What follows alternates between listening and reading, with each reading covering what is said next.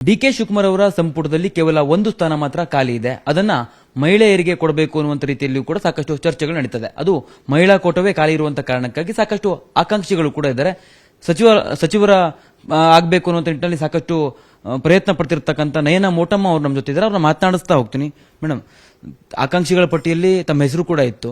ಆದರೆ ಕೊನೆ ಹಂತದಲ್ಲಿ ಇದುವರೆಗೂ ಯಾರನ್ನೂ ಮಹಿಳಾ ಶಾಸಕರನ್ನ ಸಚಿವರನ್ನಾಗಿ ಮಾಡಿಲ್ಲ. ಈಗೊಂದು ಅವಕಾಶ ಇದೆ. ತಾವು ಸಿಎಂನು ಕೂಡ ಭೇಟಿ ಮಾಡಿದ್ರಿ. ಏನ್ ಅವರನ್ನ ಮನವೊಲಿಸುವಂತ ಪ್ರಯತ್ನ ಮಾಡಿದ್ರಿ? ಮೊದಲನೇದಾಗಿ ನಾನು ಏನು ಅನ್ಕೊಂಡಿದ್ದೆ ಅಂದ್ರೆ ಫಸ್ಟ್ ಟೈಮರ್ಸಿಗೆ ಒಂದು ಅವಕಾಶ ಸಿಗುತ್ತೆ ಅಂತ, ಫಸ್ಟ್ ಟೈಮರ್ಸಿಗೆ ಕೊಡ್ತಾರೆ ಅಂತ ಒಂದು ಮಾತಿತ್ತು. ಎರಡನೇದಾಗಿ ಮಹಿಳೆಯರಿಗೆ ಹೆಚ್ಚಿನ ಪ್ರಾತಿನಿಧ್ಯ ಈ ಕ್ಯಾಬಿನೆಟ್ ಅಲ್ಲಿ ಕೊಡ್ತಾರೆ ಅಂತ, ಅದು ಒಂದು ಮಹತ್ವಾಕಾಂಕ್ಷೆ ಇತ್ತು. ಆ ಎರಡು ನಿಟ್ಟಿನಲ್ಲಿ ಮತ್ತೆ ಇನ್ನೊಂದು ನನ್ನ ಒಂದು ಎಜುಕೇಷನಲ್ ಕ್ವಾಲಿಫಿಕೇಶನ್ಸ್ ಮತ್ತೆ ಇನ್ನೊಂದು ನನಗೆ ರಾಜಕೀಯ ಹಿನ್ನೆಲೆ ಇರೋದ್ರಿಂದ ಇದನ್ನೆಲ್ಲ ಇಟ್ಕೊಂಡು ನಾನು ಒಂದು ಪ್ರಯತ್ನ ಮಾಡಿದ್ರೆ ನನಗೆ ಒಂದು ಅವಕಾಶ ಸಿಗಬಹುದು ಅಂತ ಇಟ್ಕೊಂಡಿದ್ದೆ. ಅಂದರೆ ನಾನು ಅನ್ಕೊಂಡಿದ್ದೆ ಸಿಗುತ್ತೆ ಅಂತ.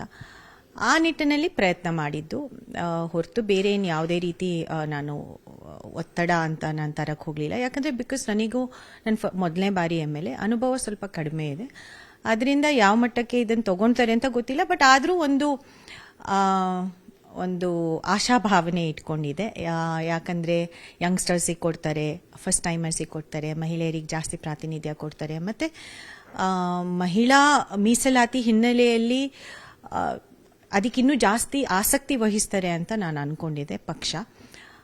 ಬಟ್ ಎಲ್ಲೋ ಅದು ಒಂದು ನನಗೆ ನಿರಾಶಾಜನಕವಾದ ಪರಿಸ್ಥಿತಿ ಅಂತ ನನಗೆ ಸ್ವಲ್ಪ ಅನ್ನಿಸ್ತಾ ಇದೆ. ನೂತನ ಸಚಿವರ ಪದಗ್ರಹಣದ ಬಳಿಕ ಸಿಎಂ ಮನೆಗೆ ಹೋಗಿ ತಾವು ಭೇಟಿ ಮಾಡ್ತೀರಿ ತಡರಾತ್ರಿ. ಅವ್ರ ಹತ್ರ ಏನು ವಿನಂತಿಯನ್ನ ಮಾಡ್ಕೊಂಡ್ರಿ? ಜೊತೆಗೆ ಈಗ ಒಂದು ಸ್ಥಾನ ಖಾಲಿ ಇದೆ, ಅದು ಕೂಡ ಮಹಿಳೆಯರಿಗೆ ಕೊಡಬೇಕು ಅನ್ನುವಂಥದ್ದು. ಯಾಕಂದ್ರೆ ಮಹಿಳಾ ಸಚಿವರು ಇಲ್ಲದೆ ಇರುವಂತ ಕಾರಣಕ್ಕಾಗಿ ಅವ್ರು ಏನ್ ಹೇಳಿದ್ರು ಸಿಎಂ ಹತ್ರ ಮನವರಿಕೆ ಖಂಡಿತ ಮಾಡ್ಕೊಂಡಿದ್ದೀನಿ, ಹೇಳಿದ್ದೀನಿ. ಅಂದರೆ ಅವರಿಗೆ ವಾಸ್ತವಾಂಶ ಏನಿದೆ ಅಂತ ನಾನು ಚರ್ಚೆ ಮಾಡಿದ್ದೀನಿ, ಹೇಳಿದ್ದೀನಿ. ಅಂದರೆ ಮಹಿಳೆಯರಿಗೆ ನಾವು ಇನ್ನೂ ಹೆಚ್ಚಿನ ಪ್ರಾತಿನಿಧ್ಯ ಕೊಡಬೇಕಾಗಿತ್ತು ಅಂತ ನನ್ನ ಒಂದು ಅನಿಸಿಕೆ. ಯಾಕಂದರೆ ಎಲ್ಲೋ ಒಂದು ಕಡೆ ಯಾವತ್ತೂ ಪ್ರಶ್ನೆ ಬರುತ್ತೆ, ಮಹಿಳೆಯರ ಬಗ್ಗೆ ಬಂದಾಗ ಮಾತ್ರ ಪ್ರಶ್ನೆ ಬರುತ್ತೆ, ನೆಕ್ಸ್ಟ್ ಗೆಲ್ಲಿಕ್ಕೆ ಸಾಧ್ಯ ಇದೆಯೋ ಇಲ್ವೋ, ಅವ್ರು ಗೆಲ್ತಾರೋ ಇಲ್ವೋ ಅಂತ. ಇದೆಲ್ಲ ಪ್ರಶ್ನೆಗಳು ನಾನು ನನ್ನ ಎಲೆಕ್ಷನ್ ಟೈಮಲ್ಲಿ ನಾನು ನೋಡಿದ್ದೆ. ಇನ್ನು ಮಹಿಳಾ ಮೀಸಲಾತಿ ಬರುವಂತ ಸಾಧ್ಯತೆ ಹೆಚ್ಚಿನ ಅಂಶ ಇದೆ. ಈ ಸವಾಲ್ಗಳನ್ನ ಹೆಂಗೆ ಎದುರಿಸ್ತಾರೆ? ನಮ್ಮಂತ ಶಾಸಕರು ಈಗ ಏನು ಮಹಿಳೆಯರು ಆಯ್ಕೆಯಾಗಿ ಬಂದಿದ್ದಾರೆ, ಅವ್ರಿಗೆ ಜಾಸ್ತಿ ಪುಷ್ಟಿ ಕೊಡಬೇಕಲ್ವಾ? ಯಾಕಂದರೆ ನೆಕ್ಸ್ಟ್ ನಾವು ವಾಕ್ ದ ಟಾಕ್ ಅಂತ ನಾವೇನು ಹೇಳ್ತೀವಿ, ನಾವೇನು ನುಡಿತೀವಿ ಅದ್ರ ತಕ್ಕನಾಗಿ ನಾವು ನಡಿಬೇಕಲ್ವಾ?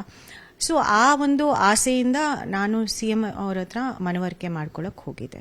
ಜಿಲ್ಲೆಯ ಪ್ರಾತಿನಿಧ್ಯ, ಸಮುದಾಯದ ಪ್ರಾತಿನಿಧ್ಯ, ಯಾವುದರ ಆಧಾರದ ಮೇಲೆ ಹೆಚ್ಚು ಒತ್ತಡವನ್ನು ಹೇರ್ತಾ ಇದ್ದೀರಿ? ಯಾಕಂದ್ರೆ ಒಂದು ಸ್ಥಾನ ಖಾಲಿ ಇದೆ, ಸಾಕಷ್ಟು ಸಂಖ್ಯೆಯಲ್ಲಿ ಆಕಾಂಕ್ಷಿಗಳಿದ್ದಾರೆ. ಲಕ್ಷ್ಮೀ ಹೆಬ್ಬಾಳ್ಕರ್ ಇಂದ ಹಿಡಿದು ಆರತಿ ಕೃಷ್ಣ ಸೇರಿದಂತೆ ಅನೇಕರು ತುದಿಗಾಲಲ್ಲಿ ನಿಂತಿದ್ದಾರೆ ಸಚಿವರಾಗೋದಕ್ಕೆ. ಅದು ನೀವು ಒಳ್ಳೆ ಪ್ರಶ್ನೆ ಕೇಳಿದ್ರಿ. ನಿಜವಾಗ್ಲೂ ನಮ್ಮ ಜಿಲ್ಲೆಗೆ ಒಂದು ಮಟ್ಟಕ್ಕೆ ಅನ್ಯಾಯ ಆಗಿದೆ ಅಂತ ನಾನು ಅನ್ಕೊಂತೀನಿ. ಯಾಕಂದರೆ 5 ಕ್ಷೇತ್ರಗಳನ್ನ ಗೆದ್ಕೊಂಡು ಬಂದಿರೋದು ಎಷ್ಟು 30 ವರ್ಷ ಆದಮೇಲೆ ಚಿಕ್ಕಮಗಳೂರು ಜಿಲ್ಲೆಯಲ್ಲಿ. ಅಲ್ಲಿಯ ನ್ಯೂನ್ಯತೆಗಳು ಎಲ್ಲರಿಗೂ ತಿಳಿದಿದೆ, ಎಲ್ಲ ದೊಡ್ಡ ಮಟ್ಟದಲ್ಲಿ ಎಲ್ಲರಿಗೂ ದೊಡ್ಡವರಿಗೆ ತಿಳಿದಿದೆ. ಆ ಜಿಲ್ಲೆಯ ಸಮಸ್ಯೆಗಳು ಏನಿದೆ, ಅಲ್ಲಿ ಗೆದ್ದು ಬರೋದು ಎಷ್ಟು ಕಷ್ಟ ಅಂತ ಎಲ್ಲರಿಗೂ ತಿಳಿದಿದೆ. ಒಂದು, ಜಿಲ್ಲೆಗೆ ಖಂಡಿತ ಪ್ರಾತಿನಿಧ್ಯ ಸಿಗಬೇಕಾಗಿತ್ತು. ಎರಡನೇದು, ಖಂಡಿತ ಖುಷಿ ಇದೆ 7 ಜನ ದಲಿತ ಶಾಸಕರಿಗೆ ಕೊಟ್ಟಿದ್ದಾರೆ. ಆದರೆ ಶಾಸಕರು ಗಂಡಸರೇ ಆಗಬೇಕಾ ಅಂತ ಒಂದು ಪ್ರಶ್ನೆ ನನ್ನ ಮನಸ್ಸಲ್ಲಿ ಮೂಡಿ ಬಂದಿದೆ. 7 ಜನದಲ್ಲಿ ಒಂದು ಮಹಿಳೆ ಕೊಟ್ಟಿದ್ರೆ ಏನಾಗಬಹುದಿತ್ತು? ಏನು ನನ್ನಲ್ಲಿ ಒಂದೊಂದ್ಸತಿ ನಮಗೆ ನಮ್ಮ ಕೊರತೆ ಇದೆಯಾ, ನಮ್ಮಲ್ಲೇ ಏನು ಕೊರತೆ ಇದೆ ಅಂತ ಪ್ರಶ್ನೆ ಬರುತ್ತೆ. ಅಂದರೆ ಅದು ಮಹಿಳೆಯರಾಗಿ ನಾವು ಈ ಪ್ರಶ್ನೆನ ನಮಗೆ ನಾವು ಕೇಳುವಂತ ಪರಿಸ್ಥಿತಿ ಬರಬಾರ್ದು ಅಂತ ನಾನು ಅನ್ಕೊಂತೀನಿ. ಯಾಕಂದ್ರೆ ಇನ್ನೇನು ಮತ್ತೆ ಹೇಳ್ತಾ ಇದ್ದೀನಿ, ಮಹಿಳಾ ಮೀಸಲಾತಿ ಬಿಲ್ಲು ಆಲ್ರೆಡಿ ಪಾಸ್ ಆಗಿದೆ. ಇನ್ನು ಡಿಲಿಮಿಟೇಷನ್ ಆದರೆ ಅದು ಜಾರಿಗೆ ಬರುತ್ತೆ. ಒಂಥರ ಹೊಸಲ ಮೇಲೆ ನಿಂತಿದ್ದೀವಿ, ಆ ಹೊಸಲನ್ನ ದಾಟಬೇಕು ನಾವು. ಅದಕ್ಕೆ ಪಕ್ಷ ಸ್ವಲ್ಪ ಮಟ್ಟಕ್ಕೆ ಸದೃಢರಾಗಬೇಕು ಅಂತ ನನ್ನ ಒಂದು ಅನಿಸಿಕೆ. ಮೇಡಮ್, ಈಗ ಪ್ರಶ್ನೆ ಇರುವಂತದ್ದು, ಅಳೆದು ತೂಗಿ ಎಲ್ಲಾ ಒಂದು ಪರಿಶೀಲನೆ ಮಾಡಿ ನಾವು ಹೊಸಬರಿಗೆ ಅವಕಾಶ ಕೊಡ್ತೇವೆ ಅನ್ನೋ ಲೆಕ್ಕಾಚಾರವನ್ನು ಹಾಕೊಂಡು ಈಗ 19 ಜನರ ಪಟ್ಟಿಯನ್ನು ಕೂಡ ಬಿಡುಗಡೆ ಮಾಡಿದ್ರು. ಕೊನೆ ಹಂತದಲ್ಲಿ ಈಗ ಪ್ರಮಾಣೋತ್ತನ ಕಾರ್ಯಕ್ರಮ ಕೂಡ ಮುಗಿದಿದೆ. ಇಲ್ಲಿ ಇರ್ತಕ್ಕಂಥ ಪ್ರಶ್ನೆ ಏನಂತಂದ್ರೆ, ಈಗ ಆಗಿರುವಂತಹ ನೂತನ ಸಚಿವರ ಪದಗ್ರಹಣದ ಬಳಿಕ ಸಾಕಷ್ಟು ಆಕ್ಷೇಪಗಳು ಎದುರಾಗ್ತಾ ಇದಾವೆ, ಆಕ್ರೋಶಗಳು ವ್ಯಕ್ತವಾಗ್ತದೆ. ಪಕ್ಷ ನಮ್ಗೆ ಅನ್ಯಾಯ ಮಾಡ್ತು ಅನ್ನುವಂತ ನಿಟ್ಟಿನಲ್ಲಿ ಒಂದಿಷ್ಟು ಜನ ಅಸಮಾಧಾನವನ್ನು ವ್ಯಕ್ತಪಡಿಸ್ತಾ ಇದ್ದಾರೆ. ಅಂತವ್ರಿಗೆ ಏನ್ ಹೇಳ್ತೀರಿ? ನೋಡಿ, ಪಕ್ಷದ ಪಾರ್ಟಿ ಲೈನ್ನ ಬಿಟ್ಬಿಟ್ಟು ನಾವು ಯಾರು ಏನು ಮಾಡಬಾರ್ದು. ಅದಕ್ಕೆ ನಾನು ಯಾವುದೇ ಕಾರಣಕ್ಕೂ ಅದು ಸರಿ ಅಂತ ನಾನು ಹೇಳಲಿಕ್ಕೆ ಬಯಸೋದಿಲ್ಲ. ಪಕ್ಷದ ಆಂತರಿಕ ವಿಚಾರಗಳನ್ನ ಪಕ್ಷದ ಒಳಗಡೆನೆ ಮಾತಾಡೋದು ಒಳ್ಳೆಯದು ಅಂತ ನಾನು ಅನ್ಕೊಂತೀನಿ. ಬಟ್ ಮಹಿಳಾ ವಿಚಾರ ಬಂದಾಗ ನನಗೆಲ್ಲೋ ಅನ್ಸುತ್ತೆ ಅದನ್ನ ನಾವು ಹೊರಗಡೆನೆ ಪ್ರಶ್ನೆ ಮಾಡಬೇಕು ಅಂತ ಬರುತ್ತೆ ಅಂತ ನಾನು ಅನ್ಕೊಂತೀನಿ. ತಾವು ಸಚಿವ ಸ್ಥಾನದ ಆಕಾಂಕ್ಷಿ ಅನ್ನುವಂಥ ಸಂದರ್ಭದಲ್ಲಿ ನಿಮ್ಮದೇ ಜಿಲ್ಲೆಯಲ್ಲಿ ಒಂದು ಬಣ ನಿಮ್ಮ ವಿರುದ್ಧ ಸಾಕಷ್ಟು ಆರೋಪಗಳನ್ನ ಮಾಡ್ತು. ಆ ಆರೋಪಗಳು ಯಾವ ರೀತಿ ಅಂದ್ರೆ ಕೆಪಿಸಿಸಿ ಅಧ್ಯಕ್ಷರವರೆಗೂ ಕೂಡ ಬಂದು ತಲುಪಿತು. ಅದೇ ಒಂದು ಕಾರಣಕ್ಕಾಗಿ ತಮ್ಮ ಸಚಿವ ಸ್ಥಾನ ತಪ್ಪಿತು ಅಂತ ಅನ್ಸುತ್ತಾ? ಜಿಲ್ಲೆಯವರಲ್ಲ, ನನ್ನ ಕ್ಷೇತ್ರದಲ್ಲಿ ನಾನು ಹೇಳಿದ್ನಲ್ಲ, ನನ್ನ ಟಿಕೆಟ್ಗೆ ಏನು ವಿರೋಧ ಬಿಜೆಪಿಯ ಜೊತೆಗೆ ಇದ್ದಂತವ್ರಿಗೆ ಹೆಚ್ಚು ಬೆಂಬಲಿಸ್ತಾರೆ ಆ ರೀತಿಯ? ಇಲ್ಲ, ಅದು ಆಮೇಲೆ ಬಂದಿದ್ದು. ಟಿಕೆಟ್ ವಿಚಾರದಲ್ಲೇ ಈ ಗುಂಪು ನನಗೆ ಹಸ್ತಕ್ಷೇಪ ಮಾಡಿತ್ತು, ಸಾಕಷ್ಟು ತೀವ್ರವಾಗಿ ವಿರೋಧ ಮಾಡಿತ್ತು. ಅದರಲ್ಲಿ ಅದೇ ನಮ್ಮ ಸೀನಿಯರ್ಸ್ ಏನಿದ್ದಾರೆ, ನಮ್ಮ ತಾಯಿ ಜೊತೆ ಕೆಲಸ ಮಾಡಿದವ್ರದ್ದು ಒಂದು ಮಟ್ಟಕ್ಕಿದೆ. ಅದೇ ನನಗೆ ಪ್ರಶ್ನೆ, ಅದೇ ಒಂದು ಮೂಡ್ ಬರುತ್ತೆ. ಅಂದ್ರೆ ಒಂದೊಂದ್ಸತಿ ಮಹಿಳಾ ಶಾಸಕಿಯಾಗಿ ಧ್ವನಿ ಎತ್ತಲಿಕ್ಕೆ ಅಥವಾ ನಮ್ಮ ಧ್ವನಿನ ಒಂದು ರೀತಿ ಮುಚ್ಚ ಹಾಕ್ಲಿಕ್ಕೆ ಬೇರೆ ಬೇರೆ ರೀತಿ ಪ್ರಯತ್ನ ನಡೆಯುತ್ತೆ. ಆದರೆ ಪುರುಷ ಪ್ರಧಾನ ಸಮಾಜ ಅಂತ ಎಲ್ಲರಿಗೂ ಗೊತ್ತಿದೆ.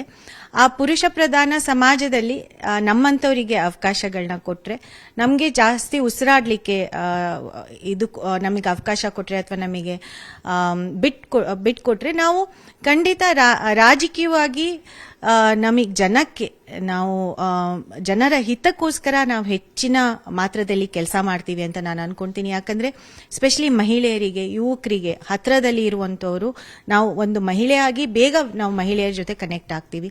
ಅದಕ್ಕೆ ನಮ್ಮ ತಾಯಿನೇ ದೊಡ್ಡ ಸಾಕ್ಷಿ ಅಂತ ನಾನು ಅನ್ಕೊಂತೀನಿ. ಯಾಕಂದ್ರೆ ಅವ್ರು ಇಲ್ಲಿವರೆಗೂ ಏನ್ ಚಾಪ್ ಮೂಡಿಸಿದ್ದಾರೆ ರಾಜಕಾರಣದಲ್ಲಿ, ಅದೇ ಒಂದು ಉದಾಹರಣೆ ಅಂತ ನಾನು ಅನ್ಕೊಂತೀನಿ. ಅದಕ್ಕಿಂತ ಅದಾದ್ಮೇಲೂ ಸಾಕಷ್ಟು ಮಹಿಳಾ ರಾಜಕಾರಣಿಗಳು ಬಂದು ಒಳ್ಳೊಳ್ಳೆ ಕೆಲಸಗಳು ಮಾಡಿದ್ದಾರೆ. ಅದನ್ನೆಲ್ಲ ಹಿನ್ನೆಲೆ ಇಟ್ಕೊಂಡು ಇನ್ನೊಂದು ಮಹಿಳಾ ಶಾಸಕಿಗೆ ಪ್ರಾತಿನಿಧ್ಯ ಕೊಟ್ಟಿದ್ರೆ ನಿಜವಾಗ್ಲೂ ಅದನ್ನ ಚೆನ್ನಾಗಿ ನಾನು ಸದುಪಯೋಗ ಮಾಡ್ಕೊಳ್ತಾ ಇದೆ. ಇನ್ನೂ ಅವಕಾಶ ಇದೆ. ನಾನು ಅವಕಾಶನ ಅದೇ ಈ ಮಾಧ್ಯಮದ ಮೂಲಕ ಹೇಳಿಕೆ ಕೊಟ್ಟು ಅವಕಾಶನ ಏನು ಕೊಂತ ಹಾಕ್ಲಿಕ್ಕೆ ಇಷ್ಟಪಡೋದಿಲ್ಲ. ಯಾಕಂದ್ರೆ ನಾನು ಪಕ್ಷದ ವಿರುದ್ಧ ನನಗೆ ಹೇಳುವಂತ ಅಧಿಕಾರನೂ ಇಲ್ಲ, ಹಕ್ಕೂ ಇಲ್ಲ, ನಾನು ಹೇಳಲೂಬಾರ್ದು. ಪಕ್ಷ ನನಗೆ ಟಿಕೆಟ್ ಕೊಟ್ಟಿದೆ, ಪಕ್ಷ ನನಗೆ ಸಾಕಷ್ಟು ಅವಕಾಶಗಳನ್ನ ಕೊಟ್ಟಿದೆ, ಪಕ್ಷ ನಿಂತು ನನ್ನನ್ನು ಗೆಲ್ಲಿಸ್ಕೊಟ್ಟಿದೆ. ಈ ಒಂದು ಮಂತ್ರಿ ಸ್ಥಾನನೂ ಕೊಟ್ರೆ ಅದನ್ನ ಪಕ್ಷಕ್ಕೋಸ್ಕರ, ಸರ್ಕಾರಕ್ಕೋಸ್ಕರ, ಮುಖ್ಯಮಂತ್ರಿಗಳಿಗೋಸ್ಕರ ನಾನು ಖಂಡಿತ ಕೆಲಸ ಮಾಡಿ ತೋರಿಸ್ತೀನಿ ಅಂತ ನನ್ನ ನಂಬಿಕೆ. ಕೊನೆಯ ಪ್ರಶ್ನೆ, ಈಗ ಒಂದು ಸ್ಥಾನ ಮಾತ್ರ ಖಾಲಿ ಇರೋದು. ಈ ಖಾಲಿ ಉಳಿದಿದೆ ಅನ್ನುವಂಥದ್ದು ಗೊತ್ತಾದ ತಕ್ಷಣ ತಾವು ಯಾರ್ಯಾರನ್ನ ಭೇಟಿ ಮಾಡುವಂತ ಕೆಲಸವನ್ನು ಮಾಡಿದ್ರಿ? ಯಾರ ಮೂಲಕವಾಗಿ ಒತ್ತಡವನ್ನು ಹೇರುವಂತ ಪ್ರಯತ್ನಗಳನ್ನ ಪಡ್ತಾ ಇದ್ರಿ? ಯಾಕಂದ್ರೆ ಉಸ್ತುವಾರಿಗಳು ಕೂಡ ಇದ್ದಾರೆ ಇಲ್ಲಿ. ನಾನು ಯಾರ ಮೂಲಕನೂ ಒತ್ತಡ ಹೇರಲಿಕ್ಕೆ ಪ್ರಯತ್ನ ಮಾಡಿಲ್ಲ. ನಾನು ಮುಖ್ಯಮಂತ್ರಿಗಳನ್ನ ಹೋಗಿ ಭೇಟಿ ಮಾಡಿದ್ದೀನಿ ಅಷ್ಟೇ. ನಾನು ಇದಕ್ಕಿಂತ ಮುಂಚಿತವಾಗಿ ಎಲ್ಲರನ್ನೂ ನಾನು ಭೇಟಿ ಮಾಡಿದ್ದೀನಿ. ನಮ್ಮ ರಾಷ್ಟ್ರೀಯ ಅಧ್ಯಕ್ಷರಿಂದ ಹಿಡಿದು ಉಸ್ತುವಾರಿಗಳನ್ನ ಹಿಡಿದು ಆರ್ಗನೈಸೇಷನಲ್ ಸೆಕ್ರೆಟರಿ ಅವ್ರನ್ನೂ ಕೂಡ, ನನಗೆ ತಿಳಿದಿರೋರು AICC ಮಟ್ಟದಲ್ಲಿ ಅವ್ರನ್ನೆಲ್ಲರನ್ನೂ ನಾನು ಭೇಟಿ ಮಾಡಿದ್ದೀನಿ. ಇದಿಷ್ಟು ಸಚಿವಾಕಾಂಕ್ಷಿ ಆಗಿರುವಂತಹ ನಯನ ಮೋಟಮ್ಮ ಹೇಳ್ತಾ ಇರುವಂತದ್ದು. ಜಿಲ್ಲೆಗೆ ಪ್ರಾತಿನಿಧ್ಯವನ್ನು ಕೊಡಬೇಕು, ಜೊತೆಗೆ ದಲಿತರಲ್ಲಿ ಮಹಿಳೆಗೂ ಕೂಡ ಅವಕಾಶವನ್ನು ಕೊಡಬೇಕಿತ್ತು ಅನ್ನುವಂಥ ವಿಚಾರವನ್ನು ಪ್ರಸ್ತಾಪ ಮಾಡ್ತಾ ತಾನೂ ಕೂಡ ಸಚಿವ ಸ್ಥಾನದ ಆಕಾಂಕ್ಷಿ ಇರುವಂತಹ ಒಂದು ಸ್ಥಾನವನ್ನ ನನಗೆ ಕೊಟ್ಟರೆ ನಾನು ಉತ್ತಮವಾಗಿ ಕೆಲಸವನ್ನು ನಿರ್ವಹಣೆ ಮಾಡ್ತೀನಿ ಅನ್ನುವಂಥ ರೀತಿಯಲ್ಲಿ ಹೇಳ್ತಾ ಇರುವಂತದ್ದು. ಕ್ಯಾಮರಾ ಪರ್ಸನ್ ಶಿವಪ್ಪ ಜೊತೆ ಕಾರ್ತಿಕ್, ನ್ಯೂಸ್ 18 ಕನ್ನಡ, ಬೆಂಗಳೂರು.